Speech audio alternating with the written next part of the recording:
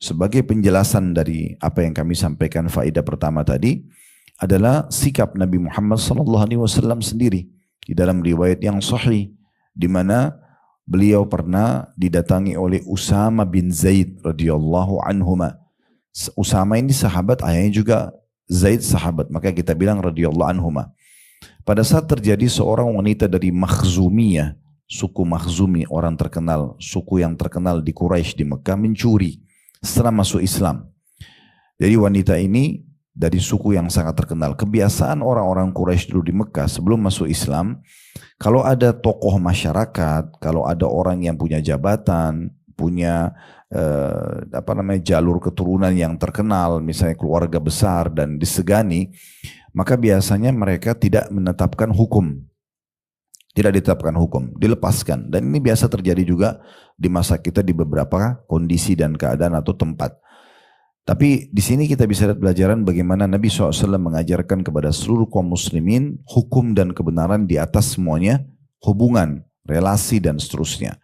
Maka pada saat itu sahabat setelah masuk Islam mereka bingung, apakah wanita ini setelah mencuri diterapkan hukum Islam, dipotong tangannya, padahal dia termasuk wanita yang punya kedudukan, dikenal dengan wanita Makhzumiyah. Suku Makhzum ini sukunya Umar bin Khattab, ya, salah satu bagian daripada suku Umar. Walaupun Umar dari suku Adi, tapi dia adalah dari induknya itu kembali kepada Makhzum.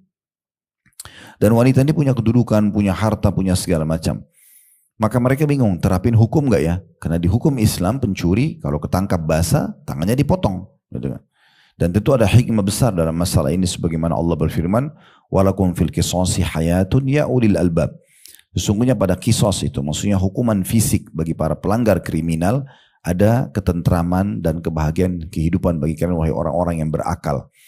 Karena satu orang yang pencuri dipotong tangannya misalnya, ini pencuri itu masuk dalam semua ya lininya. Orang yang mencuri harta yang sedikit pun sampai harta yang banyak akan sama hukumnya dalam Islam sebenarnya. Kalau dia sudah kepergok melakukannya dan setelah ditelusuri ternyata memang itu adalah profesi dan disengaja melakukannya, kena hukum dipotong tangannya. Maka pada saat itu ya mereka bingung dihukum atau tidak nih. Karena biasanya di masa dulu kita nggak pernah hukum. Lalu mereka mencari siapa kira-kira di antara sahabat yang paling dekat dengan Nabi SAW dan paling mudah untuk melobi Nabi agar jangan wanita ini dipotong tangannya. Mereka menemukan orang yang termasuk dicintai Nabi SAW adalah Usama bin Zaid radhiyallahu anhu. Karena memang ayahnya Zaid bin Harithah dapat julukan Hibbin Nabi SAW, kekasih Nabi SAW, dan anaknya Usama juga dikenal dengan kekasih Nabi SAW. Nabi sangat mencintai dua orang ini, Usama dan ayahnya Zaid. Dua-duanya betul-betul ya disayangi Nabi karena Zaid bin Harithah pernah jadi anak angkat Nabi di Mekah.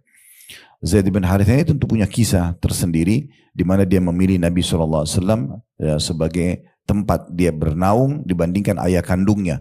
Karena dia melihat akhlak Nabi SAW yang luar biasa, maka sempat namanya diganti menjadi Zaid bin Muhammad.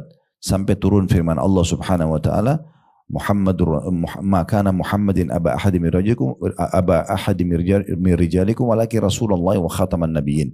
Muhammad itu bukan ayah seseorang dari kalian, tapi dia adalah penutup para nabi dan rasul. Maka diubah kembali namanya Zaid menjadi Zaid ibn Harithah. Anak dia dan diam adalah kekasih Nabi. Intinya sahabat datang kepada Usama lalu mengatakan, hai Usama, coba lobby Nabi. Sampaikan ini ada wanita terhormat mencuri dan tradisi kita dulu tidak pernah kita tetapkan hukum pada orang-orang seperti ini. Apakah sekarang bisa ditoleransi agar jangan juga namanya rusak, jangan sampai reputasinya lah terganggu. Apa yang harus dilakukan? Maka Usama pun masuk dan menyampaikan kepada Nabi SAW. Ternyata respon Nabi luar biasa. Beliau sangat tegas dan beliau mengatakan, hai Usama, atashfa fi haddi min hududillah. Hai Usama, apakah kau berani untuk melobi dan juga berharap agar hukum Allah yang sudah jelas harus diterapkan agar tidak diterapkan pada seseorang? Lalu kemudian beliau pun menemui para sahabat, lalu kemudian memuji Allah Subhanahu Wa Taala, membaca salawat untuk diri beliau sallallahu alaihi wasallam. Lalu beliau mengatakan, ketahuilah wahai muslimin, telah sampai berita kepadaku begini dan begitu. bahwasanya adalah seorang wanita terhormat yang mencuri dan kalian tidak mau terapkan hukum Allah padanya. Ketahuilah kalau seandainya Fatimah binti Muhammad, artinya Fatimah itu anak beliau sendiri dan beliau itu nabi, beliau itu raja, ya. Kalau seandainya Fatimah binti Muhammad mencuri, aku akan potong tangannya. Dan sebagian ulama hadis ada yang mengatakan wanita ini juga kemungkinan besar bernama Fatimah, makanya Nabi SAW berikan contoh anaknya sendiri. Dan dari sini kita bisa lihat bagaimana tegasnya Nabi SAW tentang masalah mana benar dan mana salah. Yang benar, kebenaran harus dimenangkan, yang salah harus disalahkan tanpa melihat jabatan, kedudukan dan seterusnya. Dan dengan begini pasti kemakmuran kehidupan akan diterapkan atau akan berjalan.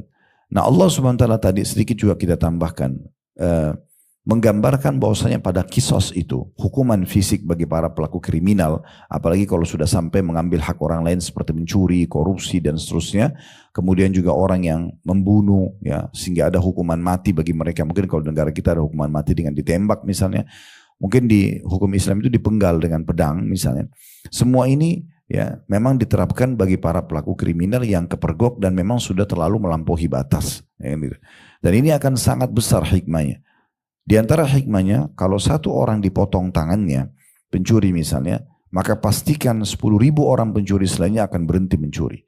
Mereka tidak akan berani lagi maling, rampok, tidak ada lagi premanisme dan segala macam, karena memang mereka tahu ini akan bermasalah. Ya, mereka akan menghadapi masalah yang berat, apalagi kalau hukum tidak memandang siapa yang melakukan pelanggaran akan dikena hukuman. Nah ini yang dimaksud oleh firman Allah Subhanahu wa taala, walakum fil hayati walakum fil qisasi hayatun ya ulil albab. Pada kisos itu, pada hukum fisik bagi para pelaku kriminal ada kemakmuran kehidupan bagi kalian wahai orang-orang yang berakal.